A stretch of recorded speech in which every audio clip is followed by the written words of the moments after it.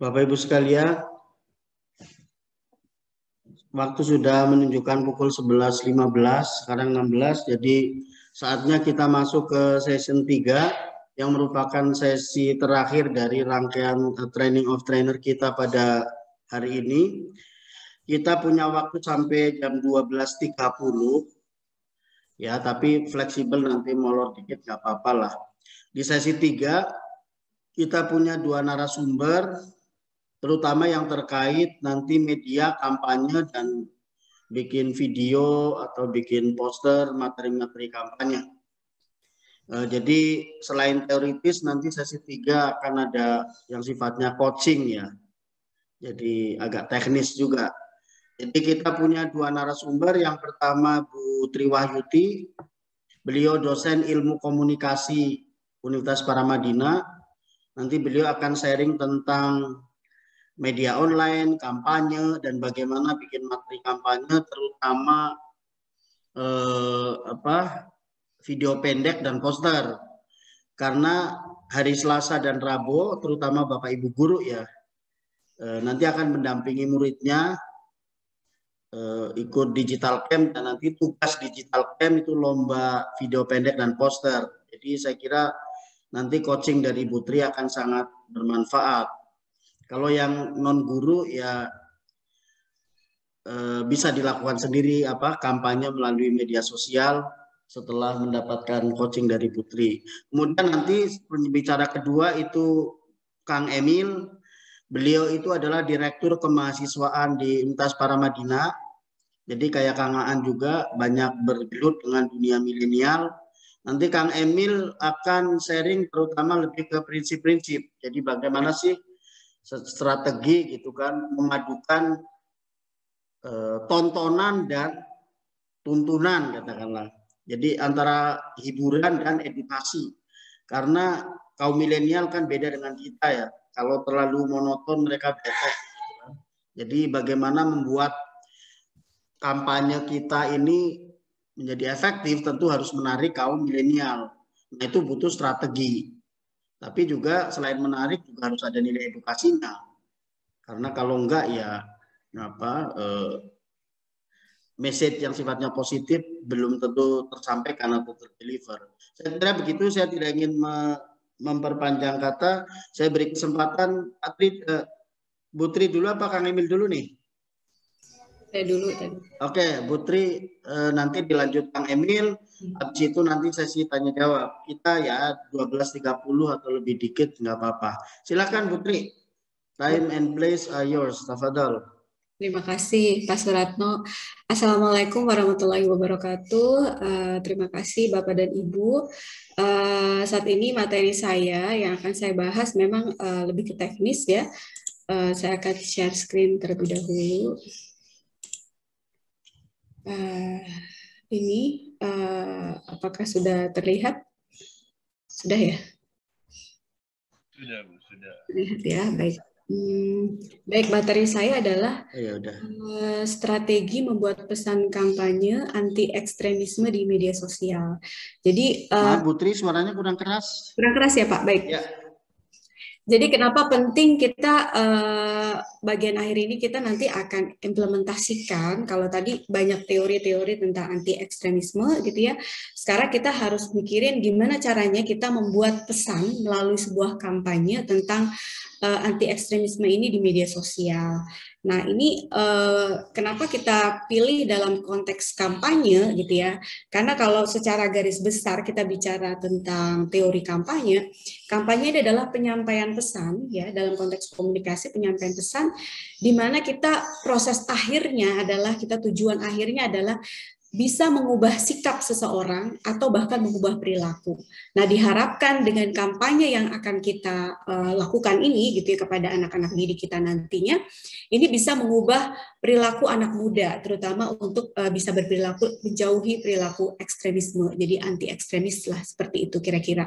Ini yang akan kita pikirkan. Nah, kampanye yang akan dilakukan ini memang fokusnya kepada sosial media.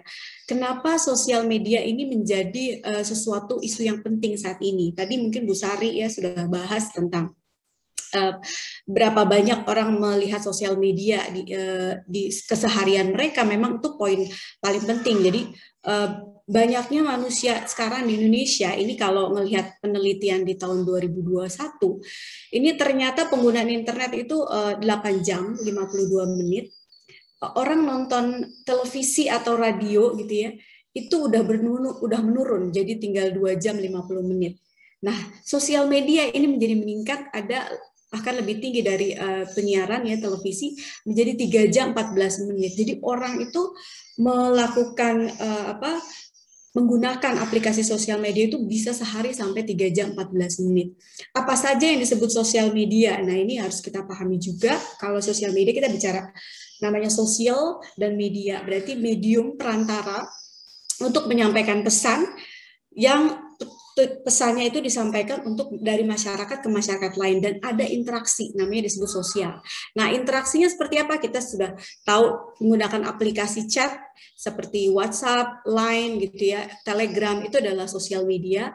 Kemudian dari sosial media yang lain kita bisa posting Instagram, Facebook gitu ya. Kemudian ada YouTube, itu juga termasuk dalam sosial media. Nah, jenis-jenis media inilah yang banyak digunakan orang, sehingga dengan banyaknya mereka terterpa media-media sosial ini bisa kita manfaatkan kepada sesuatu yang positif.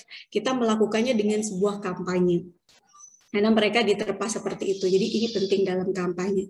Nah, sosial media ini, kalau bicara sosial media ini mungkin kita tahu ya, kita menemukan pertemanan melalui sosial media. Kita melihat berita, bahkan sekarang berita itu bukan lagi hanya nonton televisi, channel TV One, Metro TV, enggak. Tapi sekarang sosial media malah gempar, dan bahkan berita-berita di sosial media bisa bikin rusuh gitu ya, ibaratnya kan, kepada masyarakat kita sendiri gara-gara di sosial media. Dan kita harus pintar memfilter berita-berita yang masuk melalui sosial media.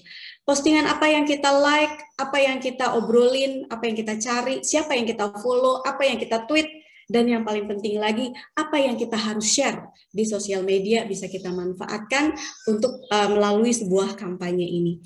Nah, bicara tentang kampanye sosial media, ini ada 7 poin penting sebenarnya sebelum kita masuk ke hal yang teknis. Yang pertama adalah kita harus punya target. Kira-kira target kita ke siapa nih? Saya mau ke anak SMA, anak muda juga kan ada kriterianya. Anak muda yang masih umur SMA gitu ya, 15-17 tahun, atau memang perguruan tinggi. Nah, target ini juga berbeda. 17 bisa kita ambil 18 hingga 25 tahun misalnya. Atau targetnya lagi anak orang-orang dewasa, pekerja kantor gitu ya. Itu juga adalah sebuah target. Jadi target ini menentukan pesan apa yang akan kita sampaikan. Kemudian yang kedua, kita harus fokus. Jadi kita punya tema spesifik pada pesan anti ekstremisme yang akan kita lakukan. Anti ekstremisme seperti apa yang kita ingin jadikan sebuah angle gitu kira-kira. Nah, ini jadi sebuah fokus yang akan kita bisa sampaikan. Nah, kemudian measurable, tentunya kita harus bisa mengukur. Nah, karena sebuah kampanye itu berkaitan dengan keberhasilan ya, tingkat keberhasilan. Jadi kita harus bisa mengukur, misalnya kampanye kita lakukan 1 bulan. Nah, kita bisa mengukur apakah 1 bulan ini ada orang memiliki feedback gitu ya pada pesan yang kita sampaikan, adakah perubahan sikap, adakah perubahan perilaku. Sehingga dengan kita mengukur keberhasilan, itu kita bisa tahu kira-kira pesan kampanye kita ini berhasil atau tidak. Tentunya kalau kita punya target, siapapun target kita hanya harus punya great content. Jadi konten yang bagus itu pasti konten yang akan dilihat. Jadi anak muda sekarang kalau terlalu panjang gitu ya, mereka nggak akan nonton. Mereka senang yang simple, banyak visual gitu ya, pesannya dapat, itu udah jadi hal yang menarik buat dia gitu ya. Kemudian simple anak-anak muda sekarang, zaman generasi Z terutama ya, kalau baca berita yang panjang-panjang pasti di skip. Nah, intinya kita juga dalam membuat poster, dalam membuat video, buatlah sesimpel mungkin, sesederhana mungkin. Bayangkan mereka adalah orang awam, sehingga siapapun yang menonton video kita, siapapun yang melihat poster kita, ini bisa dipahami oleh mereka. Dan kemudian tentunya adalah medium and message. Jadi media yang kita pilih ini apa? Apakah bentuknya kita mau posting medium ini di sosial media berupa apakah diposting di Instagram, apakah posting di YouTube gitu ya. Dengan karakteristik media itu ya kita harus selami karakteristik media itu. Bentuk poster berarti kan kita harus tahu apa karakteristik poster yang baik. Nanti akan saya jelaskan. Dan bagaimana karakteristik video yang baik secara visual, itu juga nanti akan saya jelaskan. Dan tentunya adalah message, pesan utamanya itu harus menyentuh. Jadi jangan sampai kita buat pesan yang hanya informasi saja gitu ya, yang tidak ada muatan bobot tentang edukasinya gitu, bahkan tentang muatan persuasinya itu nggak ada ya. Akhirnya kita hanya di apa ya, hilang begitu saja lah. Makanya harus dalam sosial media campaign ini kita ingin membuat sebuah pesan yang memorable. Jadi begitu mereka diterpa oleh pesan-pesan kita, mereka akan selalu mengenangnya dan mengingat pesan kita. Nah, ini yang penting harus kita berikan kepada nanti siswa kita, anak didik kita, supaya mereka bisa melakukan hal ini dalam melakukan sosial media campaign yang penting-penting ini. Kalau bicara tentang pesan ekstremisme, kita bicara tentang dua hal sebenarnya. Ada yang sifatnya pesan itu bersifat edukatif dan pesan itu harus persuasif. Kenapa kalau kita melakukan kampanye ada dua hal ini penting? Karena kampanye itu ya tidak hanya melakukan edukasi, tapi dia berusaha. Ada campaign di sana ingin menggerakkan orang, mengubah sikap orang. Ketika ingin mengubah sikap, mengubah perilaku, maka kita harus bisa mempersuasi, membujuk orang tersebut untuk melakukan pesan yang kita sampaikan. Nah, maka itu kita harus punya muatan ini, dua hal ini kalau kita membuat baik dalam bentuk poster maupun dalam bentuk video, ada edukasi dan persuasif. Ini saya mau lihatkan kalau kita lihat media, ini ada media poster, kita akan bahas karena nanti ada kegiatan untuk membuat poster lomba. Secara definisi, poster itu adalah media penyampaian pesan melalui desain gambar dan huruf dengan cara informatif dan menarik. Penting sekali, karena kita lihat bahwa ada desain, ada gambarnya, ada huruf di sana, dan tentunya pesan yang disampaikan informatif dan menarik, karena tujuan dari poster adalah menarik perhatian, dia harus bisa menginformasikan, meyakinkan, dan tentu yang terakhir, mempengaruhi orang melalui tadi sebuah kampanye. Fungsinya tentunya sebagai penggerak perhatian masyarakat dan menjadi salah satu alat kampanye yang cukup efektif melalui poster ini ya.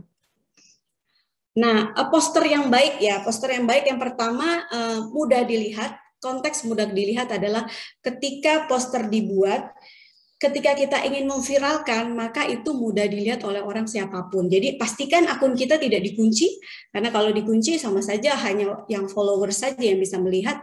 Jadi kalau bisa semua orang bisa melihat karena ini buat kebaikan, pastikan itu. Dan kalau posternya itu tidak dipasang di sosial media, misalnya di tempat umum, pastikan selalu orang melihat diterpa oleh pesan itu. Jadi begitu masuk, misalnya pintu masuk, pintu gerbang gitu ya, sekolah atau universitas, kampus, itu bisa dilihat orang. Jadi setiap kali orang melihat. Nah, kemudian tentu kita harus bisa melakukannya dengan cara komunikatif dan informatif. Jadi pesan yang disampaikan itu harus mengandung informasi. Informasi yang disampaikan ada pesannya, jangan sampai kita hanya informasi tapi nggak ada sesuatu yang bisa diingat gitu, tidak ada informasi gitu ya. Hanya kelihatan pesan aja, kita lihat pesan tapi nggak ada informasinya gitu ya. Yang ketiga, seperti saya bilang, kita buat sesimpel mungkin. Bayangkan semua orang yang kita jadi target sasaran kita ini nggak semua memahami, jadi buatlah yang mudah dipahami oleh orang lain dengan bahasa yang gampang gitu. Kalau ada istilah-istilah, pastikan menjelaskan istilah itu gitu ya. Kemudian ada poster yang baik itu adalah terstruktur. Struktur ini kaitannya dengan bagaimana kita memilih font. Jadi kalau di dalam poster itu jangan terlalu banyak font. Jadi font itu bisa cukup 2 jenis font aja maksimal. Kalau sampai 3, 4, apalagi 5 gitu font itu pasti pusing yang baca. Jadi cukup 1 sampai 2 font itu sudah cukup. Kemudian pengolahan warna, jadi pemilihan warna juga jangan terlalu banyak, ada campur-campur orang, satu orang misalnya gambarnya orang gitu ya, karakter manusia kita lihatin rambutnya warna hijau, bajunya warna merah, macam-macam, jadi agak pusing. Kalau bisa tidak seperti itu, jadi yang disebut terstruktur kaitannya dengan bagaimana kita memilih kombinasi huruf, kombinasi warna, komposisi gambar, itu juga kita harus perhatikan apakah berada di tengah, kenapa posisi di tengah, kenapa di pinggir gitu ya. Nah, ini saya mau lihatkan beberapa poster yang menurut saya masuk kategori sebuah pesan dalam konteks kampanye. Nah, ini adalah poster, kalau kita lihat di sini, cegah radikalisme di lingkungan anak muda. Kalau lihat fontnya, ini dia menggunakan dua font dan kemudian warna yang dia pakai cuma dua. Jadi warna dominan hitam dan warna orange ya, orange tua. Ini jadi dominan. Nah, ini kita nggak begitu pusing. Jadi informasi yang disampaikan sebenarnya dia hanya ingin informasikan bahwa saat ini BNPT atau Badan Nasional Penanggulangan Terorisme ini melakukan upaya dalam menanggulangi teroris. Apa saja yang sudah dilakukan. Jadi informatif tapi ada edukasinya. Misalnya kerjasama universitas, mengajak 60 anak di setiap daerah provinsi sebagai duta damai dunia maya gitu ya. Kemudian pelatihan membuat video pendek kontra propaganda radikalisme. Nah, ini sudah dilakukan. Jadi bentuk pesannya seperti ini. Ini poster yang bisa kita posting seperti di Instagram ya, contohnya di Instagram. Nah, ini salah satu bentuk poster. Nah, ini juga kita lihat warna, kita lihat permainan warna dia cuma juga dominan dua warna. Warna merah agak ke orange gitu dengan warna putih. Jadi kalau bisa lihat seperti ini nih, ini juga dilakukan dengan hanya menggunakan pesan edukatif. Jadi dia menyampaikan adalah berantas ekstremisme dengan cara apa? Presiden Jokowi melakukan Perpres nomor 7 tahun 2021 tentang apa? Ini juga bentuknya pesan edukatif. Jadi masih wilayah di dalam wilayah campaign, tapi wilayahnya edukatif. Nah, kalau misalnya kita mau masuk ke wilayah selanjutnya, ini yang kita bilang bahwa ini sudah masuk ke wilayah persuasif. Dia menggunakan kata yang simpel. Kita lihat stop ekstremisme kekerasan. Yuk baca Tirto ID. Sebenarnya dia ingin mengajak ya, kampanye adalah berita-berita di Tirto ID ini bagus loh. Banyak memfilter hal-hal yang berbau kekerasan dan ini kita bisa, teman-teman bisa baca di sini. Nah, ini kita bisa lihat bagaimana dia membuat ini pesan padahal cuma kata stop ekstremisme kekerasan. Tapi kata-kata simbol-simbol yang dia gunakan di dalam gambar ini, visual ini memperlihatkan bagaimana ketika kita melakukan stop ekstremisme kekerasan, hal-hal yang bisa terjadi adalah bentuk rasa cinta, gitu, nasionalisme dan sebagainya. Ini ditunjukkan dengan warna merah dan putih Indonesia, kemudian ada tanda orang berpegangan tangan, ada tanda love hati, itu ya. Itu menunjukkan bahwa ketika ini terjadi, maka kita akan menjadikan negara kita ini damai. Intinya seperti itu pesannya. Ini bentuk pesan persuasi simpel tapi bermakna ya. Nah, kita bisa lihat juga ini karena kalau kita mau anak muda, ini dibuat oleh Komik Cinta Indonesia ala anak milenial. Radikalisme no way gitu ya. Dan dia memperlihatkan bendera, hanya simbol bendera merah putih. Jadi ingin menunjukkan tentang bagaimana kita harus tetap nasionalisme dan jauhi sikap radikalisme. Simple, dia berada di kiri, dia sengaja seperti ini karena dia memang fokusnya di wilayah kanan ya yang dia pakai. Ini saya lihat poster seperti ini sudah cukup bagus untuk kita bisa menggerakkan anak muda. Dia dipahami semua orang kalimatnya tanpa perlu berpanjang-panjang, simpel ya. Intinya seperti itu. Dan dia hanya menggunakan satu jenis font dan satu warna, yaitu warna tulisan warna merah dan menggunakan simbol bendera seperti itu. Nah, kemudian, ini kita juga bisa menggabungkan bagaimana kita mempersuasi orang dengan melakukan pesan edukatif juga di dalamnya. Ini caranya kita bisa mengajarkan bentuk-bentuk pesan yang edukasi, tapi di sana ada muatan ajakan. Jadi tips biasanya, ini ajarkan nasionalisme. Kalau lihat ini dominan background hanya satu, warna ungu muda, dan font itu warna putih dan hitam. Jadi perhatikan ini tidak ada font berwarna-warna lagi macam-macam, dan dia menggunakan hanya satu font, jenis font ya. Ini kita bisa lihat ini tentang bagaimana kita mengajarkan nasionalisme. Berikut tipsnya: menonton film, ajak anak-anak menonton film, mengunjungi museum, memperkenalkan cerita rakyat, memainkan permainan tradisional, menikmati kuliner Indonesia. Ini adalah bentuk cara mengajarkan nasionalisme yang diharapkan gitu ya bisa menggugah mereka, meningkatkan mereka untuk terhindar dari sikap-sikap radikalisme atau ekstremisme seperti itu. Ini sederhana tapi dapat ya poin-poinnya seperti ini. Jadi pesannya nyampe. Nah, ini paling bagus kalau kayak gini tuh dipostingnya di Instagram, Facebook gitu ya. Ini bagus untuk diposting. Nah, pembuatan poster ini sekarang ini jangan khawatir karena nanti anak didik kita bisa sarankan menggunakan aplikasi Canva. Canva bisa di-download di Play Store. Mungkin barangkali mahasiswa malah justru siswa-siswa kita udah lebih familiar dengan Canva karena ini populer sekali. Di sana di Canva sudah banyak template untuk membuat poster. Kita bisa tinggal mengkreasikan, bisa lebih kreatif lagi, pengubahan warna, ubah font, pesannya dan sebagainya itu bisa dilakukan. Jadi silakan berikan saran kepada siswa didikan nanti untuk menggunakan aplikasi Canva. Ini sudah cukup baik sekali. Dan Canva itu sudah juga settingan bentuk posternya itu sudah bisa ditentukan. Kalau mau di Instagram bisa Instagram post, Instagram feed story gitu ya, udah kita bisa setting seperti itu. Jadi udah lebih enak lah, jadi ukurannya itu udah disesuaikan dengan ukuran sosial media yang kita mau pilih. Nah, ini kira-kira untuk poster. Nah, sekarang kita masuk ke audiovisual. Ini penting membuat video. Pertama, video itu dalam pembuatan video itu ada beberapa jenis. Jadi kita mau menyampaikan pesannya, apakah bentuknya monolog? Monolog itu artinya kita sendirian berbicara, jadi kita berbicara berhadapan langsung. Gampangnya itu kalau sekarang bentuknya itu kayak podcast tapi sendiri, kita monolog gitu, berbicara di depan kamera. Karena kita video podcast ya, bentuknya bukan podcast seperti radio. Jadi kita ingin kelihatan wajahnya. Dan hal yang pertama dilakukan adalah kita harus bisa menentukan ide. Ide besar kita apa, lalu bentuk ide besar itu menjadi hal yang spesifik yang kita ingin harapkan seperti apa perubahannya.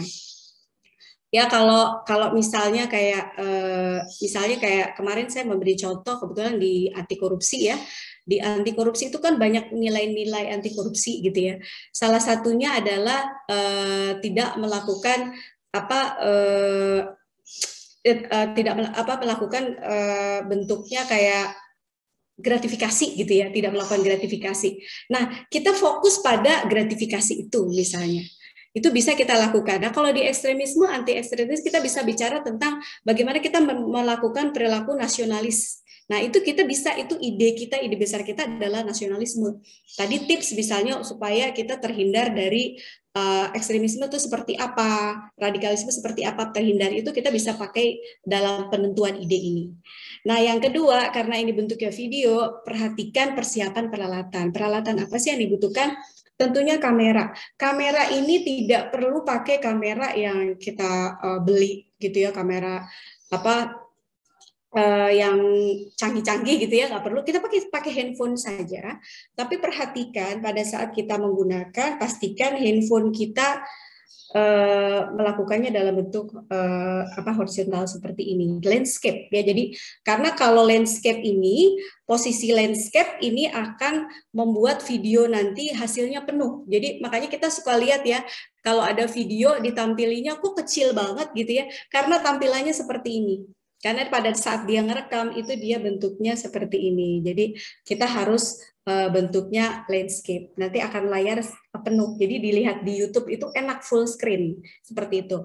Kemudian untuk mencegah video itu bergerak gitu ya, gerak-gerak gitu, apalagi kalau sama orang ini dilihat dipegang gini ya, ini pasti akan nggak stabil. Ini bagusnya sih kita gunakan tripod. Tripod itu kalau jual di online itu harganya 45.000, sebenarnya murah ya. Itu kita bisa bermanfaat banget buat kita menggunakan itu supaya mencegah dia bergerak. Jadi gambar kita akan stabil. Ini bagus gitu ya. Nah kalau kita nggak punya tripod, sebenarnya hal sederhana bisa kita taruh cuma pakai alat penyanggah di belakangnya supaya kamera ini tidak bergerak seperti itu. Jadi akan lebih bagus. Nah, kemudian yang kita perhatikan lagi ada lighting. Lighting ini dalam artian kita bisa menggunakan lighting tambahan, tapi buat nanti didikan kita tidak punya lighting gitu ya, tidak punya lighting tambahan gitu ya. Pastikan kita melakukan rekamannya itu di tempat yang terang. Jadi kalau bisa di dalam ruangan tapi terang, atau kita bisa melakukannya di luar. Di luar tapi perhatikan noise, karena banyak sekali noise yang bisa kita dapatkan kan, kita ngomong ada orang lewat, ada apa, ini tuh bisa mengganggu sekali. Makanya kalau misalnya di luar itu paling bagus sebenarnya kita tambahan pakai clip on. Clip on juga ada yang murah 30.000 sebenarnya di online shop ya. Kita bisa pakai clip on, kita taruh di sini. Dan itu akan meminimalisir noise sebenarnya. Anak-anak kita sebenarnya udah canggih sih kalau dalam pembuatan video ini ya. Itu seperti itu kira-kira perangkat dasar kira-kira baik bentuknya apapun, nanti video, monolog, dialog dan skrip gitu drama itu bisa menggunakan clip on peralatan sederhana ini. Dan kemudian yang pasti kita kalau kita ingin membuat video itu pastikan, karena kita biasanya kita belum canggih gitu ya, pastikan kita membuat skrip videonya. Jadi sudah ide, kita turunin kira-kira saya mau ngomong apa aja nih dalam waktu. Kalau monolog itu bisa sampai 2-3 menit, itu sebenarnya udah cukup banget, dan itu panjang. Kalau dalam kita membuat video 3 menit kita ngomong sendiri itu panjang banget. Jadi cukup kita bisa membuat skrip video, dan video itu skripnya jangan awal-awal tuh kebanyakan opening gitu ya, opening siapa saya, bagaimana saya, tidak perlu, karena kita juga bisa menggunakan nanti caption nama siapa kita, misalnya kita penggiat anti ekstremisme gitu ya, itu sudah cukup mewakili kita siapa gitu ya.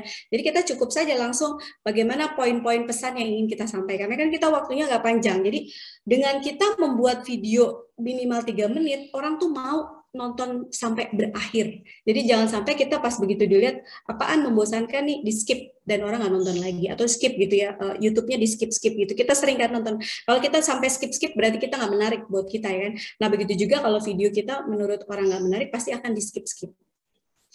Kemudian memberikan efek pada isi pesan. Ini adalah proses editing sebenarnya. Nah kalau di handphone itu banyak sebenarnya kita bisa, di handphone itu udah canggih, kita bisa melakukan editing, kita bisa potong yang bagian yang kita jelek gitu ya, bagian kita salah mulu kita potong, kita tarik garis. Anak-anak kita sebenarnya udah canggih banget ini melakukan ini. Nah itu adalah pemotongan. Nah kemudian yang paling penting juga adalah berikan efek pada isi pesan. Misalnya kita bisa berikan background, kemudian bisa beri background musik gitu ya, background musik seperti itu, supaya ada dramatisasi lah pada pesan gitu. Ataupun kalau enggak juga nggak apa-apa, tapi kita punya arahan gitu, tujuan kenapa kita mau silent banget gitu suaranya, itu nggak masalah. Dan yang paling penting ketika kita berbicara, kalau ada hal-hal poin penting, itu paling bagus kalau kita tambahkan captionnya lagi untuk memperkuat apa yang kita sampaikan. Kira-kira seperti itu. Nah, yang terakhir paling penting adalah kita harus memiliki muatan pesan moralnya itu apa dari pesan yang kita sampaikan, sehingga ketika orang nonton seperti tadi ada memorable, kita bisa mengingat, terkenang-kenang pada pesan yang disampaikan melalui video. Kira-kira itu. Ini bentuk monolog. Kalau bentuk dialog sebenarnya mirip sama, ada ide, ada persiapan peralatan. Nah, karena bentuk dialog ini kayak model kalau kita nonton podcastnya Deddy Corbuzier gitu ya, ada narasumber yang kita ngomong. Barangkali ada siswa didikan kita nanti aduh saya nggak pede nih kalau sendirian gitu ya, silakan saja, silakan berdua, bentuknya berdua gitu ya, wawancara. Jadi dia sebagai wawancaranya tinggal cari narasumber yang kredibel untuk menjawab ini. Bisa saja misalnya dosen gitu ya, narasumbernya, dan mahasiswa atau siswanya ini menjadi pewawancaranya, seperti itu hostnya. Nah itu, dan tentunya harus menyiapkan pertanyaan wawancara supaya nanti wawancaranya itu menjadi menarik. Sama saja di akhir ada memberikan efek pada isi pesan dan proses editing, dan ada muatan pesan moral yang bisa kita lakukan dengan kesimpulan pada di akhir gitu ya oleh si hostnya ketika sudah selesai gitu, selesai wawancara dia berikan kesimpulan dan pesan-pesan moral yang disampaikan. Ini kira-kira kalau untuk bentuk monolog maupun dialog. Nah kalau bentuknya cerita gimana, kalau kita mau bikin sedikit drama, ini boleh juga kita bisa menggunakan sama idenya, pesan yang hendak dicapai. Nah, yang ketiga ini ada alur cerita.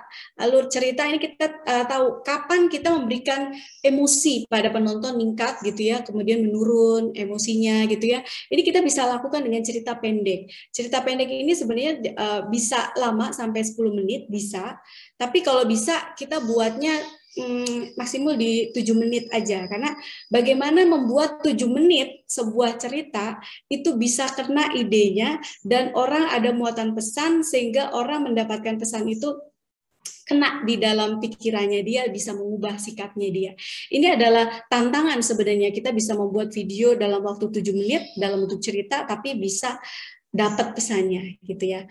Nah kalau video itu efek dramatis itu penting. Jadi suara background musik gitu ya itu penting, harus ada karena ini untuk meningkatkan emosi penonton. Dan kalau misalnya kita mau pakai humor sebenarnya boleh untuk memberikan supaya orang tuh nggak terlalu serius. Tapi ini tergantung pada ide cerita tentunya ya. Ide ceritanya mau apa sehingga kenapa masukin humor di sana. Tapi kalau misalnya kita mau serius, benar-benar serius, ini ceritanya serius banget, ya tidak perlu ditambahkan humor, ini hanya jika diperlukan. Tentu di bagian akhir selalu saya bilang bahwa kita harus memiliki muatan pesan moral. Jadi pastikan setelah kita menonton tayangan itu, kita melihat ada refleksi apa saya setelah menonton tayangan. Kalau saya merasa biasa-biasa aja, barangkali orang yang menonton tayangan kita juga biasa-biasa aja pada tayangan kita. Kira-kira kita bisa merefleksikan itu setelah kita selesai membuat videonya. Nah, kadang-kala gini ya, kalau membuat video, aduh saya nggak pede gitu ya. Nah, kita sebenarnya punya cara yang efektif dalam penyampaian pesan, yaitu pertama, kita harus bisa meningkatkan kredibilitas kita sebagai pembicara. Siapapun kita, mahasiswa kita atau siswa didikan kita ini merasa tidak pede, sebenarnya dia bisa tingkatkan dengan cara meningkatkan kredibilitas dia. Apa saja kredibilitas? Ini ada teori yang saya selalu kutip gitu ya. Ini ada etos, patos, dan logos. Jadi yang disebut etos itu adalah karakter pribadi si pembicara. Sehingga ucapannya itu bisa dipercaya. Bohong nggak sih dia? Fakta nggak sih yang disampaikan? Nah, kalau seperti itu kita bisa buat, itu sebenarnya sudah meningkatkan siapa diri kita gitu ya. Misalnya ditulis di caption namanya siapa, kemudian penggiat anti ekstremisme gitu ya. Supaya kita meningkatkan, wah ini mahasiswa atau siswa yang sudah mengikuti pelatihan-pelatihan mungkin ya banyak dia mengklaim dirinya sebagai penggiat ini gitu. Bisa kita lakukan seperti itu. Kalau misalnya dia dosen ya lebih bagus gitu ya kan, dosen bla bla bla, itu artinya sudah punya kredibilitas kita. Nah, kemudian terkait dengan patos, yaitu pengendalian emosi audiens. Jadi penting pada saat kita menyampaikan, kalau kita bentuknya monolog terutama, ini kita harus mampu mengendalikan emosi audiens kita. Kita mau ajak audiensnya apa? Audiensnya menjadi rasa takut, merasa bersalah dengan apa yang kita sampaikan, sehingga dia, aduh kok gue bersalah sih, merasa bersalah dengan apa yang dia sudah sampaikan. Itu apakah itu yang kita ingin sampaikan, atau merasa jadi semangat gitu? Nah itu bergantung pada apa yang pada kredibilitas apa yang kita tanamkan ke mereka. Inilah patos yang kita bisa buat gitu ya. Sebenarnya patos itu bisa kita create dari diri kita sendiri, kita maunya apa emosinya audiens. Dan yang terakhir itu adalah logos terkait dengan argumentasi. Jadi kalau kita menyampaikan pesan, jangan hanya pesan-pesan aja, tapi kita harus punya argumen. Misalnya pada saat kita menyampaikan ada data fakta. Berapa orang yang terkena ini, kenapa orang begini, kenapa orang begitu, kita sampaikan data-data fakta itu, orang menjadi lebih percaya dengan pesan yang kita sampaikan. Kalau kita bisa melakukan ini akan lebih bagus, itu akan meningkatkan kredibilitas kita. Jadi jangan khawatir, siapapun kita, sebenarnya kita punya kemampuan menjadi seorang pembicara yang baik. Yang kedua, pahami audiens kita. Siapa audiens kita? Misalnya kita mau posting di Instagram. Saya tahu follower saya di Instagram ini adalah anak-anak muda, teman-teman saya sendiri usianya sekitar 15-17 tahun gitu ya. Nah, dengan kita memahami karakteristik itu, kita tahu poster apa yang harus kita sampaikan, bahasanya seperti apa, video apa yang akan kita posting, itu akan memudahkan kita mengklasifikasi konten kita dengan kita memahami audiens. Yang ketiga, seperti saya bilang selalu, bahwa kita harus jelas tujuan kita, pesan kita, jangan sampai kita nggak jelas. Jadi kalau pesan hanya 1 menit, 3 menit, itu nggak mungkin punya angle banyak gitu ya. Kita pengen semuanya masuk nih, semuanya masuklah tentang ini, itu nggak akan nyampe. Seperti kita kalau dapat kuliah dalam sejam, materi kita macam-macam yang diterima, itu pasti udah keluar kuliah juga udah nggak lupa lah semuanya kan gitu ya. Nah gitu juga dengan anak didik kita, kalau bisa kita sampaikan fokuskan pada angle pesan yang ingin disampaikan tuh apa. Fokus di situ, kuatkan di situ dan detailkan argumen-argumen kita pada satu angle tadi, pesan tadi, sehingga akan lebih jelas. Nah, kemudian tentukan juga model penyampaian pesan, apakah saya ingin menyampaikan dengan cara monolog, dialog, atau mungkin dalam bentuk cerita atau drama. Itu seperti itu ditentukan. Dan saluran komunikasi kita, apakah media massa, karena kita menggunakan media baru sosmed, pastikan sosmed ini karakteristiknya harus dipahami betul, karena sosmed ini tentu postingan-postingannya harus menarik. Kita seringkali kalau sosmednya malah mengganggu gitu ya, dia akan di unfollow malah kayak gitu ya. Jadi kalau bisa kita yang menarik seperti itu. Dan kalau kita buat video, tentukan durasinya. Jadi kalau monolog menurut saya paling aman itu di kisaran sampai 3 menit saja ya. Kemudian kalau dialog karena dia agak tektokan panjang itu, atau video itu bisa sampai 7 sampai 10 menit. Cuman karena kita nanti diatur durasinya adalah 7 menit, justru ini teman-teman yang akan membuat nanti, mahasiswa kita yang akan buat ini, tentunya dia akan diberikan semacam kayak tantangan, bagaimana Anda membuat 7 menit tapi bisa dapat pesannya.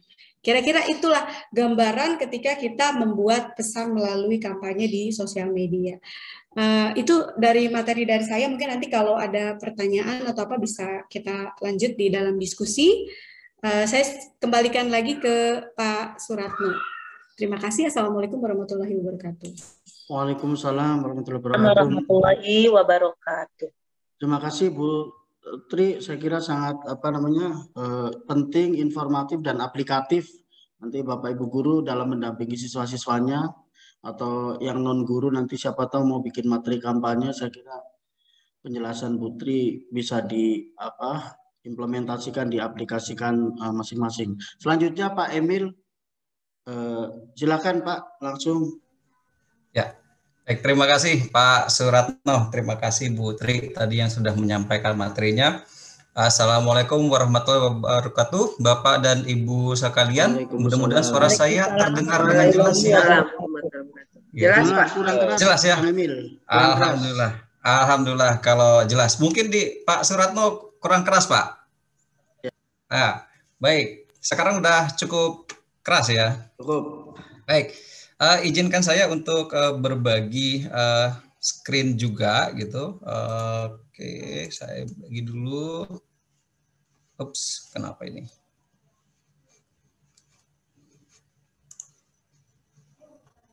Loh, kok tiba-tiba masuk kok Pak? Masuk ya. Tapi di saya tiba-tiba ini pecah gambarnya.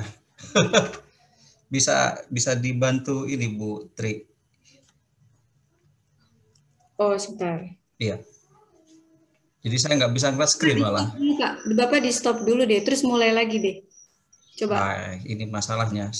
Screen saya tiba-tiba ini blank begitu. tapi suara bisa masuk.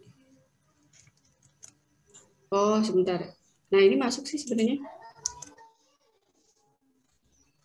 Kok tiba-tiba.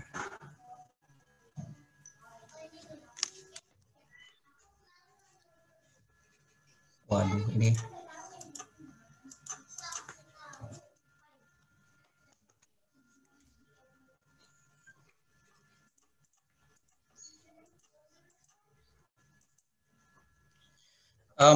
Mungkin di ini dulu Bu Tri, apa tadi saya lihat ada pertanyaan di kolom chat, bisa di ini dulu Bu, apa di handle dulu, saya mungkin di sini ada kesalahan teknis di laptop saya.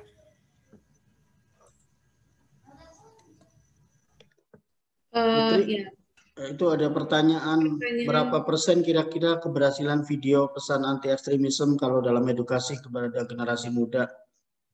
Sebenarnya ini justru potensi besar ya menurut saya, Ibu Mas Ripah ya. Potensi besar kita punya keberhasilan yang sangat tinggi sebenarnya. Kalau presentasi saya belum punya data ya keberhasilannya itu berapa persen. Tapi menurut saya keberhasilan ini justru sangat tinggi pada sosial media.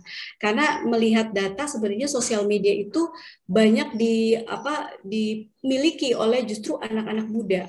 Gitu, anak-anak muda sekarang ini pasti punya sosial media, dan kita bisa tanya nggak ada yang nggak punya sosial media mungkin ya saat ini ya, kecuali mungkin di daerah pedalaman yang susah terjangkau internet menurut saya. Tapi ini potensi besar menurut saya anak-anak muda sekarang untuk mendapatkan diterpa oleh pesan-pesan ini. Nah, sayangnya sekarang ini pesan-pesan bermuatan anti ekstremisme dalam bentuk poster yang menarik gitu ya.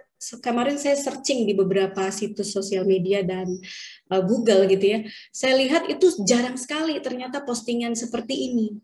Sehingga inilah yang menjadi PR kita, justru gimana caranya kita membuat lebih banyak lagi muatan pesan-pesan anti ekstremisme ini, baik dalam bentuk poster maupun video. Jadi makanya justru kurang gitu kalau menurut saya. Padahal ini punya potensi yang sangat besar untuk kita bisa memberikan edukasi kepada generasi muda. Kenapa generasi muda kita sekarang ini justru kurang gitu punya kemauan untuk melakukan ini, karena mereka juga rasa nasionalisme mungkin yang juga kurang ditanamkan. Makanya sekarang banyak malah anak-anak muda kita malah BTS gitu ya, BTS gitu ya kan, Korea-Koreaan yang malah jadi booming sekarang ini gitu. Makanya kita sebagai pendidik gitu ya, ibaratnya kita harus bisa mengajak mereka justru melalui kegiatan-kegiatan sosial media seperti ini kita ajak. Kalau biar bagus gitu, kita mungkin dari awal kita, karena kita berhubungan sekali dengan anak muda. Kalau saya kebetulan mata kuliah saya mengajar mata kuliah kampanye di program studi yang saya ajarkan. Jadi bentuk akhirnya mereka adalah mereka membuat campaign, jadi real. Nah, campaignnya saya minta campaign sosial. Jadi isunya itu isu-isu yang terkait dengan trending sekarang seperti anti terorisme, anti radikal, anti ekstremis, itu saya terapkan ke mereka supaya mereka tergugah dan mereka posting. Mereka posting di beberapa sosial media mereka. Nah, ini bisa menjadi acuan kita gitu kalau kita menjadi kebetulan saya karena dosen komunikasi, jadi kaitannya dengan mata kuliah ini.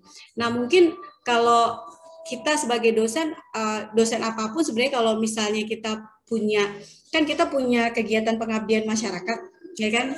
Nah, itu kan bisa kita manfaatin, sebenarnya nggak harus sesuai dengan keilmuan kita kan. Kita bisa menggunakan itu untuk masyarakat apapun temanya.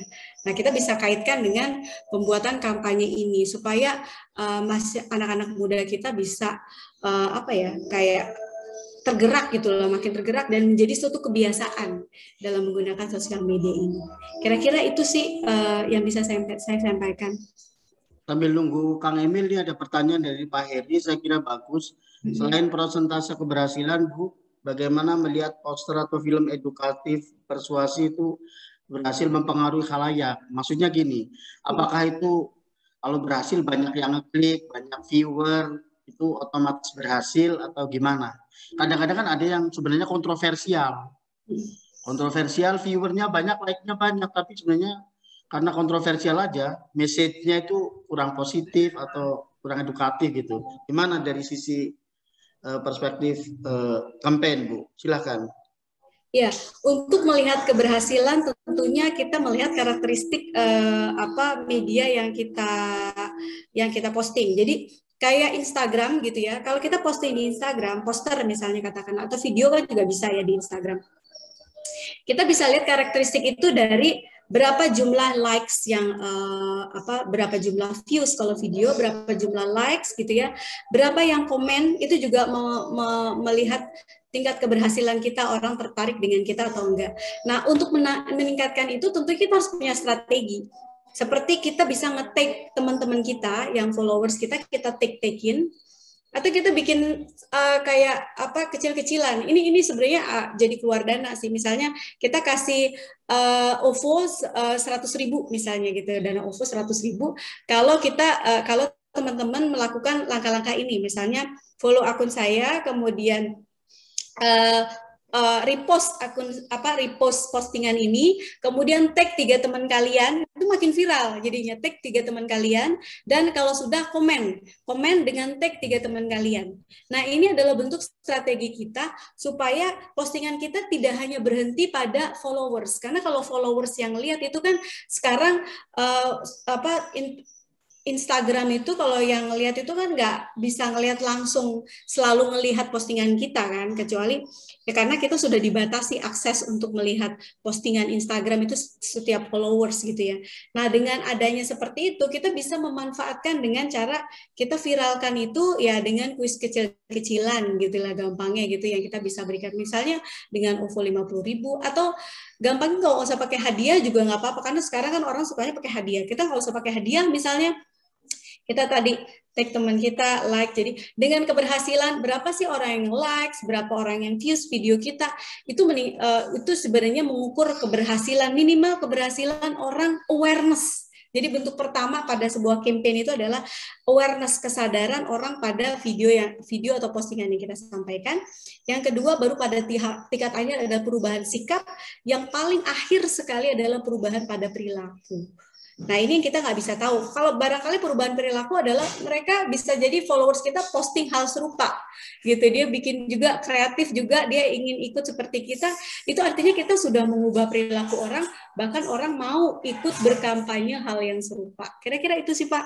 Jadi kita harus melihat karakteristik medsos kita. Kalau Facebook seperti apa, kalau YouTube itu kita tahu ya, YouTube itu memang nggak mudah karena kita jumlah views yang nonton itu berdasarkan jumlah subscriber ya kan, subscriber kita kalau masih kecil. Paling enak tuh kita kerjasama sih sama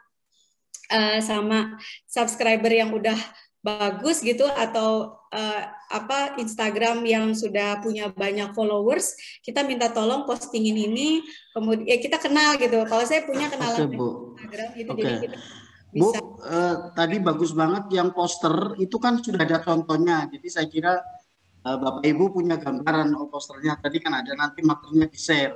Tapi yang video kayaknya belum ada contohnya, Bu. Kalau bisa ditampilin contohnya yang dialog, yang monolog, yang bentuknya film atau cerita, mungkin lebih punya gambaran Bapak Ibu di sini. Kalau poster tadi saya kira bagus tuh, sangat inspiratif. Jadi Bapak Ibu guru terutama nanti bisa mengarahkan siswa-siswanya untuk bikin poster ya, kira-kira nggak jauh beda dengan yang Bu Tri tampilkan lah minimal. Nah, yang video kalau ada contoh mungkin bisa ditampilkan, Bu. Ada nggak?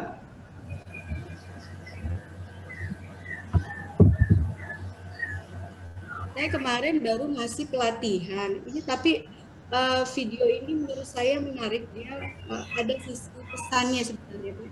Ini bisa nggak ya sih? Kayaknya dimasukin. Ya, assalamualaikum warahmatullahi wabarakatuh. Ya udah, silakan Pak. Mohon maaf. Iya, mohon maaf ini. Pak Emil, ya, Pak. Karena tadi ada bermasalah, jadi waktunya agak dipersingkat ya, Pak Emil. Oh siap, Pak. Silakan. Ya. Baik, mohon maaf ini tiba-tiba kendala teknis. Ya beginilah kalau misalkan kita saat ini bekerja bersama dengan teknologi, begitu. Terkadang hal-hal seperti ini di luar kendali kita. Nah, Bapak Ibu, saya akan coba berbagi share sekali lagi. Mudah-mudahan ini tidak berubah tampilannya. Nah, apakah sudah terlihat di layar Bapak dan Ibu sekalian? Sudah. Pak Emil. Sudah ya? Sudah, Pak. Alhamdulillah kalau sudah. Baik, saya ditugaskan oleh Pak Suratno ini untuk menyampaikan terkait dengan tema ini, pembelajaran online melalui media sosial, hiburan dan edukatif gitu. Harusnya edukasi ya. Nah, sebelum saya masuk kepada materi saya gitu, tadi ada pertanyaan terkait dengan ada siswanya yang terpapar begitu dan terkait dengan persoalan kritisisme yang perlu dilakukan oleh mahasiswa. Saya ini sekedar sharing pengalaman pada masa saya menjadi mahasiswa S2 pada waktu itu juga sempat ada orang ya yang melakukan pendekatan untuk merekrut saya masuk ke dalam sebuah organisasi yang memang penjelasannya dimulai dari sejarah mengenai keislaman. Nah, tapi memang pada waktu itu mungkin karena mahasiswa gitu ya, jadi tingkat pemikiran lebih rasional pada waktu itu saya bertanya, saya mau dibawa kemana begitu. Nah, alhamdulillah dengan pertanyaan tersebut saya tidak jadi direkrut ke sana walaupun approach-nya sangat luar biasa gitu ya, bahkan sampai dengan Mas Emil, kalau Mas Emil sudah punya pacar, udahlah nggak usah disamperin pacarnya karena masih banyak perempuan-perempuan lain yang insya Allah lebih baik dari yang ada sekarang begitu. Nah, saya sudah mulai curiga sebenarnya ya dengan statement yang disampaikan begitu. Nah, jadi di dalam pembelajaran itu memang perlu ditumbuhkan suatu sikap kritis dari siswa kepada kita gitu ya, dan insya Allah mungkin bisa membawa sikap kritis itu ke di dalam kehidupannya sehari-hari. Nah, Bapak dan Ibu sekalian gitu ya, tadi mungkin sudah dijelaskan oleh Ibu Sari terkait dengan apa itu internet, kemudian Bu juga tadi sudah menyampaikan bahwa di saat ini mulai 2020 April sampai dengan sekarang kita memang mau tidak mau memiliki ketergantungan yang sangat besar terhadap yang namanya teknologi gitu ya. Apalagi saat ini pembelajaran yang disarankan ada pembelajaran melalui media sosial.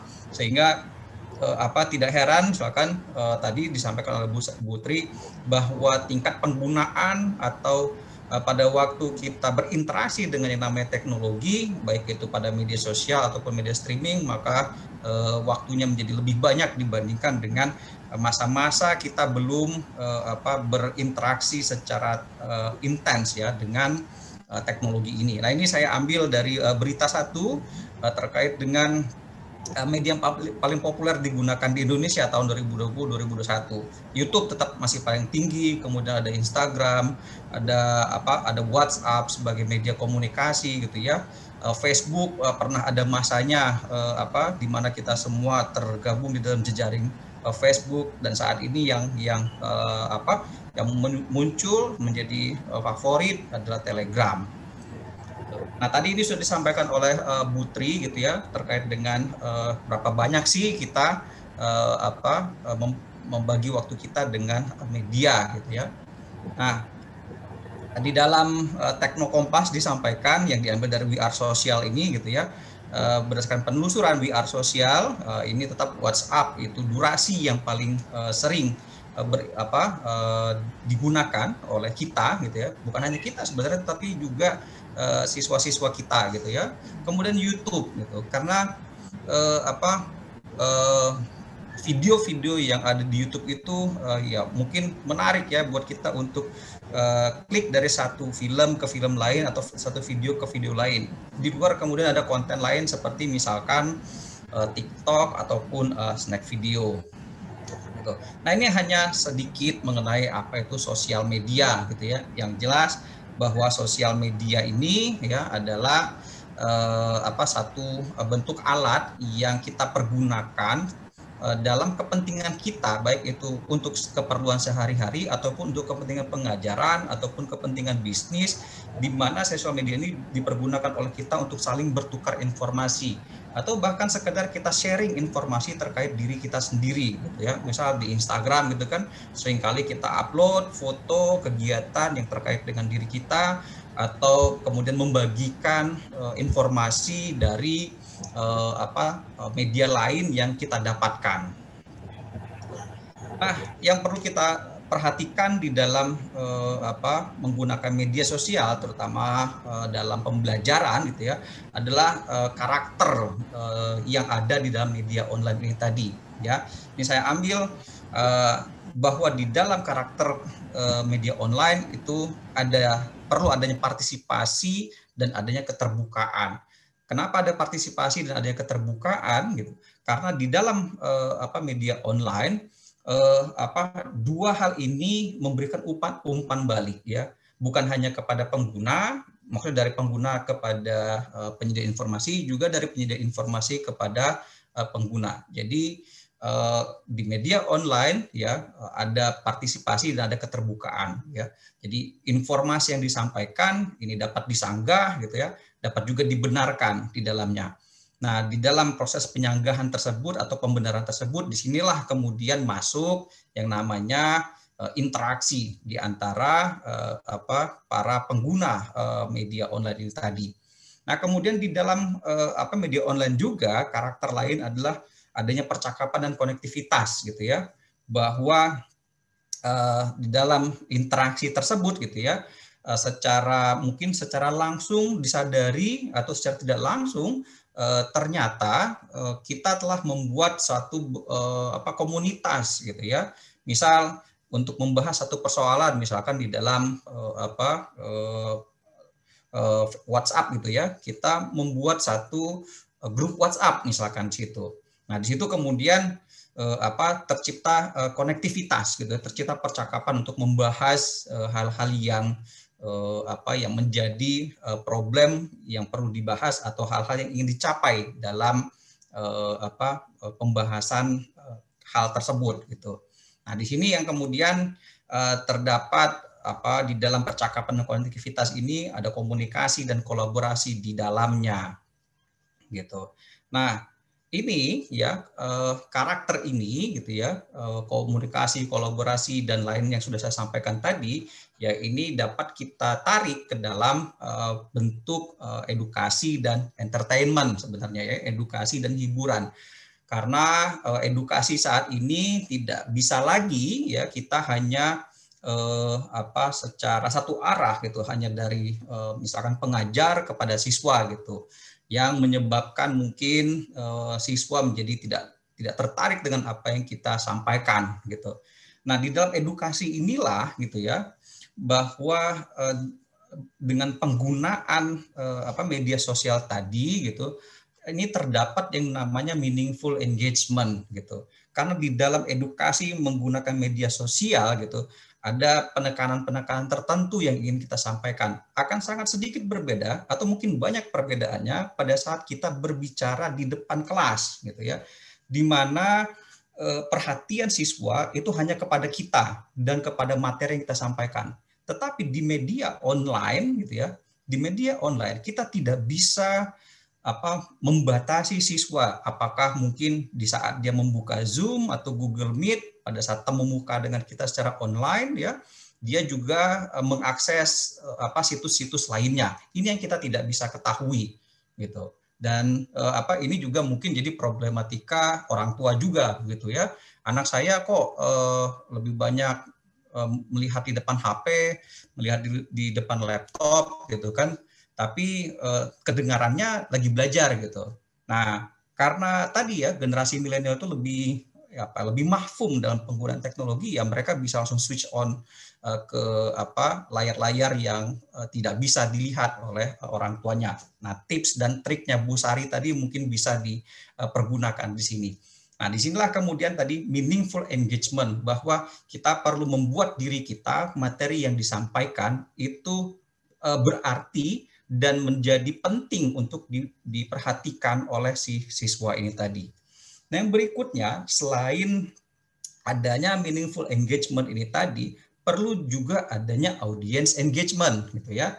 Jadi audience engagement ini adalah interaksi interaksi kita antara pengajar dengan siswa yang sifatnya tidak hanya berupa tanya jawab gitu ya. Terkadang kalau misalkan kita tanya gitu ya di laptop itu gitu ya, pada saat Zooming atau pada saat Google Meet gitu ya, ditanya ada pertanyaan, diem semua, ya kan? Tidak ada respon gitu. Terkadang kita melihat hanya layar yang hitam tertera namanya si Ani, si Budi, si Tomo atau si siapa begitu ya. Hanya nama atau fotonya saja tidak bergerak begitu. Nah,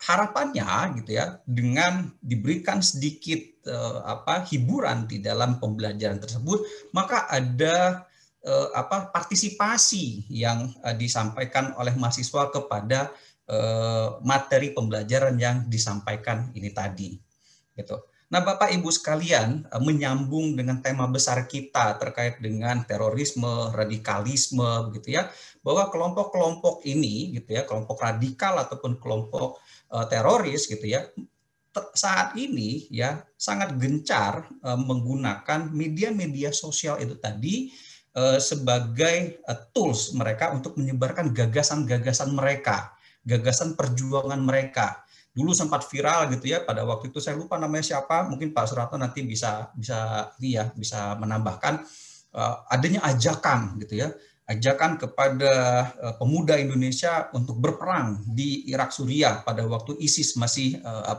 menjadi satu basis yang kuat di sana gitu ya. Dengan pernyataan-pernyataan yang cukup menggairahkan gitu ya, semangat anak-anak muda gitu kan, dengan memperlihatkan gitu ya bawa senjata gitu kan, menembakkan senjata gitu ya, hal-hal yang mungkin dianggap mereka keren gitu ya, hal-hal yang dianggap mereka inilah yang dicari gitu. Nah, itu mereka menggunakan sosial media, jenis-jenis media sosial gitu ya, yang seperti saya sampaikan di sini, saya tampilkan di layar Bapak Ibu sekalian ya, bahwa ada jenis sosial media seperti WhatsApp gitu ya, YouTube, TikTok, snack video dan lain-lainnya, di mana semua ya yang tertarik terhadap media sosial ini tadi ini masuk dan berinteraksi secara aktif gitu ya. Jadi ada komunikasi gitu ya, ada kolaborasi, ada partisipasi gitu ya, perdebatan mungkin ada gitu ya, bahkan sampai dengan kemudian persoalan pembaiatan gitu di dalamnya. Nah, ini yang di dalam pembelajaran itu perlu kita tangkal gitu ya. Nah, Bapak Ibu sekalian, ini saya ambil beberapa gitu ya. Ada Bapak Ibu sudah tahu game yang namanya Among Us gitu ya. Game Among Us ini adalah satu game yang tadinya saya juga nggak ngerti gitu ya. Apa sih Among Us? Saya tanya gitu kan ke anak-anak itu yang ada di sekitar rumah. Apa sih Among Us? Oh, ini seru Om. Ini permainannya seperti ini dan seperti itu gitu kan. Ternyata permainan ini tidak hanya sekedar permainan saja gitu, tetapi juga ada interaksi di dalamnya gitu ya. Nah, interaksi di dalamnya itu kita bisa berkomunikasi satu dengan yang lainnya. Nah, ini adalah satu metode baru permainan yang mungkin dikembangkan oleh penciptanya, agar permainan itu lebih real gitu ya, agar engagement di dalamnya itu lebih nyata gitu. Tetapi justru ternyata permainan-permainan seperti ini yang dipergunakan oleh kelompok-kelompok yang memiliki gagasan-gagasan terkait dengan gagasan radikalnya atau gagasan terorismenya gitu ya, dimasukkan ke sini, approach-nya dilakukan dari sini gitu. Saya ingat beberapa kali itu kami memberikan presentasi di beberapa sekolah, ternyata approach-nya yang dilakukan itu melalui game gitu ya. Ada beberapa game yang kurang lebih sama seperti game yang saya sebutkan ini, Among Us game ini tadi gitu, yang kemudian mulai dari saling berinteraksi di game, kemudian berinteraksi di wahana lainnya gitu ya, di tools lainnya yang sifatnya lebih intensif, karena mungkin kalau di game ini kan semuanya bisa masuk gitu ya, Kalau ngomong terkait dengan hal-hal yang spesifik tadi dapat didengarkan oleh orang-orang yang mungkin tidak diharapkan partisipasinya gitu. Nah, sehingga dari sini interaksi di sini dipindah kepada interaksi yang lain. Nah, ada juga di YouTube misalkan diskusi-diskusi mungkin terkait dengan keagamaan, dengan pemerintahan, dengan hal-hal yang membuat semua orang tertarik di dalamnya, ya. Nah, itu sifatnya memang satu arah gitu ya, satu arah, ditampilkan data, fakta, si pembicara ngomong begitu kan, tetapi sifatnya hanya monoton, satu arah saja, dan kita dipaksa gitu ya, atau mungkin siswa yang nonton ini dipaksa untuk menerima apa adanya informasi-informasi yang disampaikan ini tadi gitu. Nah, tentunya ini yang perlu kita perlu kita persempit gitu ya. Jangan sampai siswa-siswa kita ini termakan atau masuk ke dalam ajakan-ajakan orang-orang yang tidak bertanggung jawab ini tadi, sehingga masa depan mereka itu yang seharusnya merupakan masa depan yang cerah, masa depan yang baik, itu menjadi masa depan yang yang tidak baik buat mereka.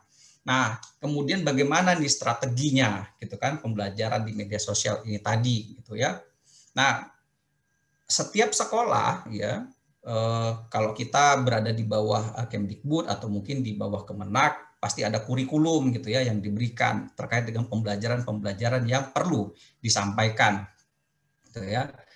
Nah, tentu saja dari topik atau kurikulum yang sudah ada yang dikembangkan terkait dengan seperti yang disampaikan oleh Bu Tri tadi, sebenarnya itu sudah sangat detail apa sih yang akan kita kembangkan dari kurikulum ini. Jadi tidak hanya sekedar mengajarkan subjeknya saja, tetapi juga melibatkan si mahasiswa, mahasiswa ya, melibatkan siswa gitu ya, ke dalam pembelajaran yang menarik partisipasi atau sifatnya partisipatoris gitu ya, mungkin melalui project based learning gitu ya. Nah, di sini kita bisa sampaikan tujuan dan bagaimana etiknya di dalam memanfaatkan media sosial ini.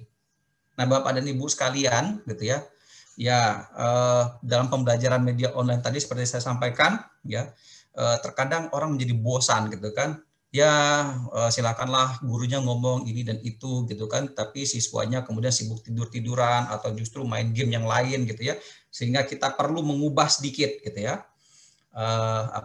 Bagaimana cara kita mengajar. Nah, tadi saya sampaikan hiburan dan game ini tadi dapat kita jadikan satu kolaborasi yang baik gitu ya di dalam pengajaran terhadap siswa.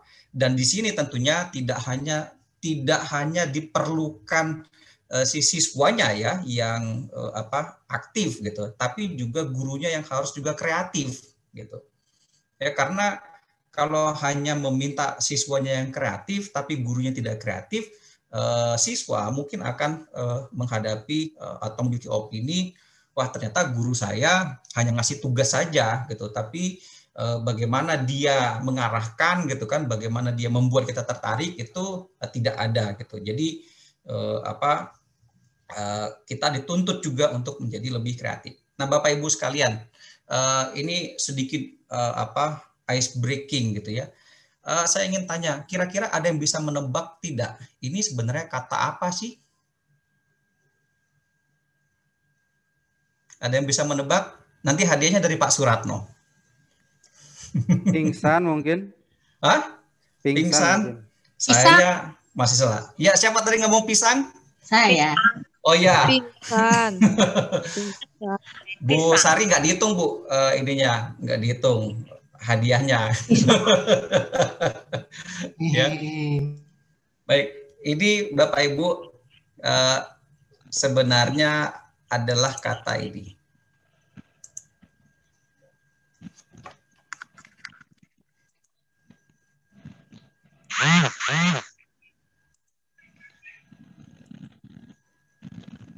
Sebenarnya adalah kata pisang. Gitu. Nah, ini adalah sedikit dari kreativitas kita gitu, dalam menarik siswa dalam berinteraksi. Gitu. Nah, tapi tentu saja tadi yang saya maksudkan perlunya kreativitas guru, gitu, perlunya kreativitas kita sebagai pengajar dalam menguasai si teknologi ini juga. Saya ingat waktu itu pernah ada yang tanya, bisakah kita menolak, gitu ya? Bisakah kita menolak kehadiran teknologi di dalam pembelajaran saat ini, gitu ya? Kalau dulu di saat teknologi hanya segelintir orang yang menguasai, hanya mungkin pada kelompok-kelompok tertentu yang memiliki akses yang baik, gitu ya, mungkin ini masih bisa disingkirkan, gitu ya. Tetapi sekarang ya teknologi ini telah menyentuh kehidupan seluruh umat manusia, gitu ya, mulai dari dia melek sampai dengan dia tidur, gitu. Maka tidak mungkin kita mengatakan kami menolak teknologi, gitu ya, dan kami tidak ingin menguasai teknologi tersebut. Nah, ini yang pada akhirnya gitu pembelajaran, pengajaran yang disampaikan itu hanya menjadi angin lalu, ya, kecuali memang Bapak dan Ibu memang bisa membuat satu sekat tertentu, gitu ya, kepada siswanya bahwa dalam pembelajaran ini kita nggak butuh teknologi sama sekali, gitu. Ya, nah ini adalah salah satu metode tersendiri. Ya, saya bikin ini memang nggak gampang, gitu ya. Ada waktu yang dibutuhkan untuk bisa membuat ininya bergerak, gitu ya. Tapi setidak-tidaknya ini bisa menarik perhatian dari Bapak Ibu sekalian. Yang mudah-mudahan menarik ya. Bapak Ibu sekalian, ini ada yang bisa menebak sekali lagi. Ini kata apa yang terkandung dari huruf dan gambar yang ada di tampilan layar? Maaf Pak Emil, 2 menit lagi bisa? Oh, sebentar Pak. Saya tahu, boleh nebak nggak? Oh, nggak boleh Bu Sari.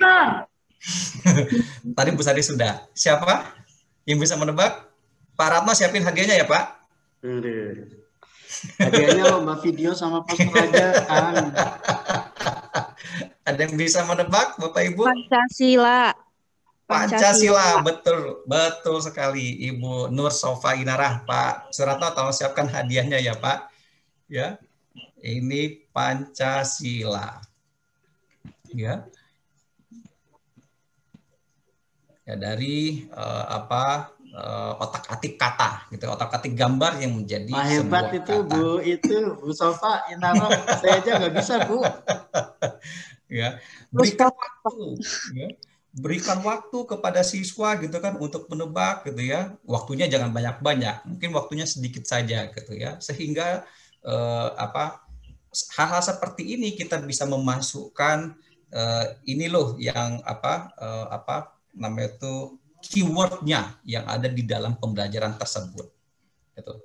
Nah, ada lagi yang namanya permainan.co.id, gitu ya. Nah, silakan Bapak Ibu masuk ke sini, lihat permainannya apa saja, gitu ya. Adopsi, ya, bukan berarti harus ini ya, harus minta siswanya untuk download permainan ini, tapi kita bisa adopsi menjadi versinya kita, gitu ya, agar nanti pada saat pengajaran, pembelajaran, gitu ya, ini menjadi suatu hal yang menarik buat siswa-siswa kita. Nah, di dalam pembelajaran ini biasanya kalau kami di tingkat universitas, gitu ya, mungkin sudah biasa, di mana mahasiswa itu kami berikan yang sifatnya proyek pembelajaran, gitu ya, project based learning. Kita sampaikan tema, gitu ya, mahasiswa lakukan penelitian, kemudian mereka presentasikan. Tetapi bagi mungkin murid-murid SMA ini agak sulit, gitu ya, karena mereka membutuhkan arahan, mereka membutuhkan pendampingan. Bahkan di tingkat universitas sekalipun, terkadang dosen itu tidak memberikan pengarahan sama sekali. Pokoknya hanya memberikan tema, ini dibagi sekian kelompok, temanya ini silakan dikerjakan, 2 minggu nanti presentasi. Hanya seperti itu saja. Gitu ya. Nah, harapannya tidak, gitu ya.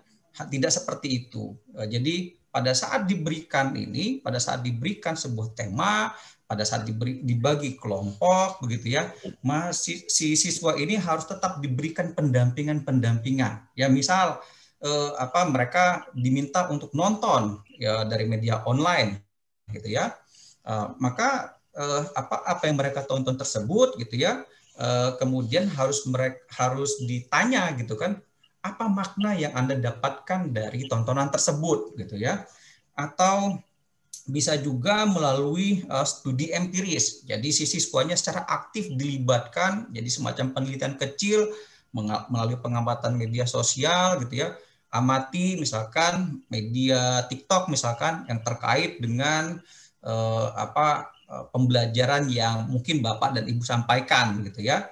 Nah, kemudian siswa mengumpulkan datanya, mereka kemudian cari referensinya. Nah, ini pada saat pengumpulan data dan pencarian referensi, ini membutuhkan pendampingan sekali lagi. Tanya dari mana mendapatkan referensi, pengumpulan datanya bagaimana, sehingga siswa dapat diarahkan, gitu ya, dapat diarahkan agar nanti pada saat mereka memberikan presentasi atas hal apa yang mereka telah pelajari di dalam pengamatan tadi ataupun terkait dengan survei secara online yang mereka lakukan, mungkin melalui Facebook gitu ya, orang diminta komentar di dalamnya, atau melalui penyebaran pesan di WhatsApp, orang menyampaikan pesan di dalamnya gitu. Ini guru pengajar gitu ya, ini terus memberikan pendampingan gitu, sehingga nanti pada saat mereka memberikan presentasi atas pembelajaran mereka,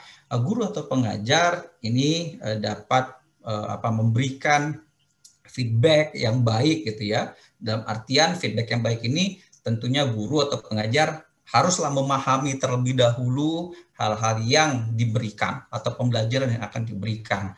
Nah, seringkali selama 1 tahun saya mengamati proses pembelajaran di tingkat SMA gitu ya, karena saya punya anak asuh di tingkat SMA, saya tanya gitu kan, metode pembelajaranmu seperti apa gitu. Oh, cuma dikasih ini. Terus apakah ada gitu ya? Apakah ada feedback dari guru? Nggak ada gitu. Nah, ini yang disayangkan gitu ya. Tidak ada pendampingan secara terus-menerus, juga feedback yang diberikan juga tidak ada gitu. Karena mungkin sekali lagi keterbatasan guru atau pengajar dalam penguasaan terhadap si medianya gitu ya, baik itu media dasar internetnya ataupun mungkin terhadap media sosial yang telah berkembang gitu. Nah, sehingga tidak terkontrol. Dan ini tentu juga menjadi permasalahan orang tua ya di rumah gitu ya, pada saat mendampingi anak-anaknya belajar gitu. Banyak orang tua yang nggak paham gitu ya, ini belajar apa gitu ya, nyariinnya kemana, kenapa si siswa ini disuruh nonton ini gitu ya, emang apakah gurunya memberikan ini tertentu, arahan tertentu gitu ya. Nah, ini yang jadi problematika. Nah, sehingga di dalam interaksi kolaborasi antara siswa dengan pengajar ya, maka tadi partisipasi di dalam pembelajaran itu harus secara terus-menerus dilakukan oleh guru pengajar kepada siswa. Ya, silakan buat grup misalkan ya. Silakan mungkin guru berekspresi di dalam TikTok, di dalam Instagram, di dalam snack video yang sifatnya adalah pembelajaran. Jadi kita dapat mengetahui si siswa-siswa kita ini seperti apa gitu ya. Sebenarnya ada contoh yang saya sampaikan di sini. Tadinya saya akan putarkan, tapi waktunya mungkin tidak cukup. Tapi nanti Bapak dan Ibu bisa lihat sendiri ya. Ini saya ambil dari YouTube gitu ya. Ada 2 video di mana ada keterlibatan secara aktif siswa di dalam pembelajaran yang dilakukan oleh sekolah begitu. Nah, saya rasa itu dulu yang bisa saya sampaikan Pak Suratno. Okay. Sebelum ditegur sama Pak Suratno, saya selesaikan dulu begitu. Sekian dari saya gitu. Terima kasih Kang Emil. Nanti bisa ini lebih lanjut. Oke. Saya kembalikan ke Pak Suratno. Ya. Terima kasih Kang Emil dan Bu Tri atas presentasinya. Tadi Bu Tri sudah bagus menjelaskan prinsip-prinsip terutama dan juga cara-cara membuat poster dan video pendek. Kemudian Pak Kang Emil mempresentasikan tentang bagaimana anak-anak kita terutama bisa menjadikan media sosial atau online itu sebagai sesuatu yang edukatif gitu, tidak hanya sekedar tontonan tapi juga juga belajar. Kita membantu dan memfasilitasi. Sebenarnya kita harusnya sampai 12.30. Tapi kan kita ya ada sesi tanya jawab. Jadi sekarang 12.33. Kalau misalnya ada banyak pertanyaan ya kita batasi sampai 12.40 deh. 7 menit. Kalau nggak ada ya 2 menit sampai 12.35. Kita lihat nanti respon Bapak Ibu. Gimana Bapak Ibu, ada yang bertanya? Ya Pak Suratno, di kolom chat ini ada pertanyaan gitu ya dari Ibu Mas Rifah gitu. Ada dua hal yang ditanyakan gitu ya, kompleksnya masalah belajar daring atau online di dunia pendidikan di masa pandemi COVID-19 menjadi masalah yang perlu dipecahkan baik oleh mahasiswa, dosen, dan orang tua. Nah, pertanyaannya adalah bagaimana menginternalisasi akhlak atau mental dalam proses belajar mengajar.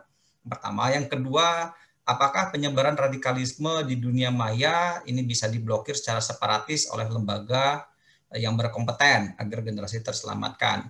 Nah, mungkin yang bisa jawab di sini, saya jawab pertanyaan nomor 2 dulu ya, bahwa sebenarnya pemerintah ini melalui Kementerian Informasi dan Informatika begitu ya, ini telah telah secara terus-menerus gitu ya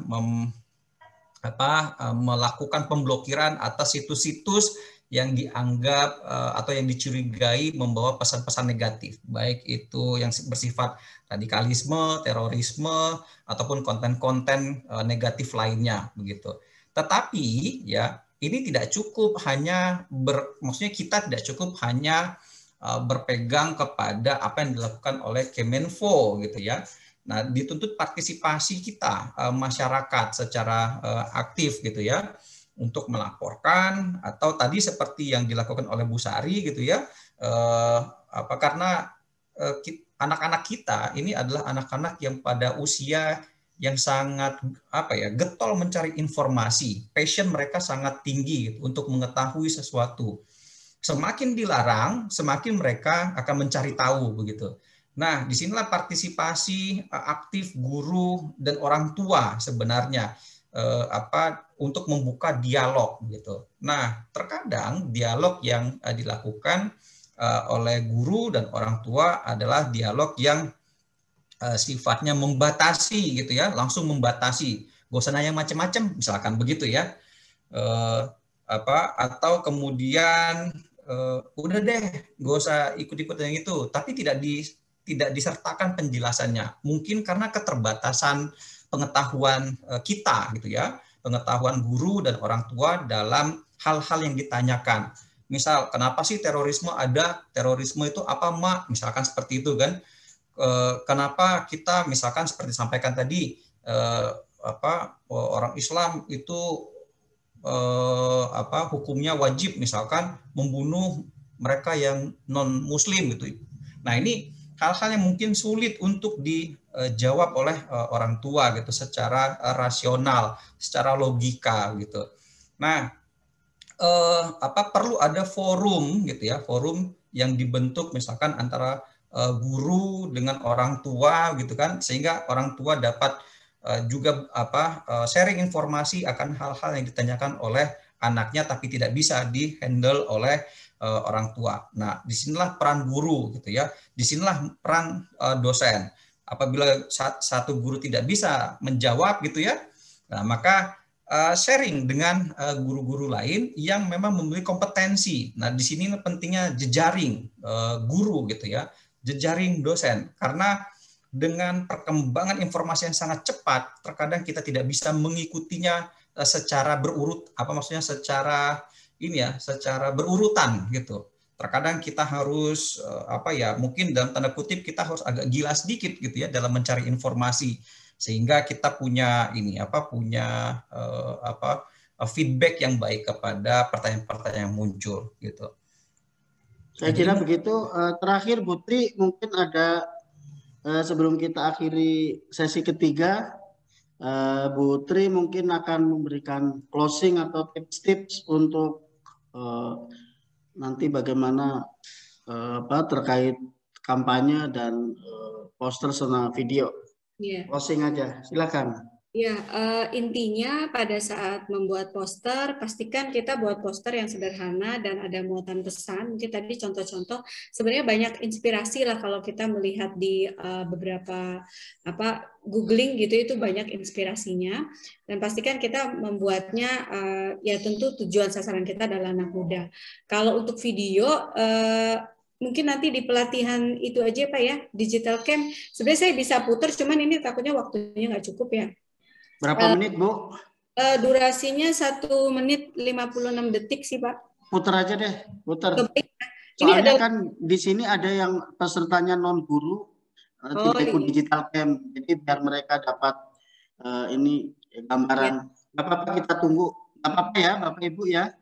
Bentar ya. 1 menit, 2 menit ini. Ini adalah contoh monolog yang saya buat sendiri, tapi kebetulan temanya bukan anti ekstremisme, tapi minimal bisa menjadikan gambaran lah, kira-kira seperti itu ya, mudah-mudahan. Saya inikan dulu sebentar, saya share. Silakan, Bu. Iya, Pak.